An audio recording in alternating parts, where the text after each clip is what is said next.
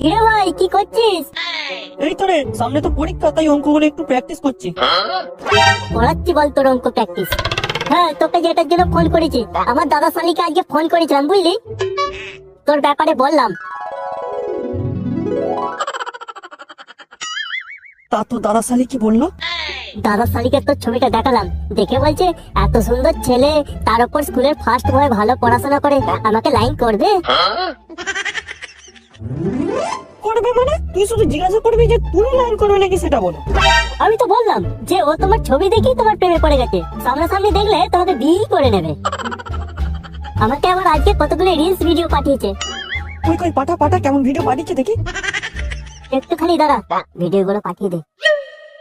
আর শোন না, ওই রিলস ভিডিও গুলো না ঘরের লাইট বন্ধ করে দেখবি, না হলে দাদা শালি আবার রাগ করবে।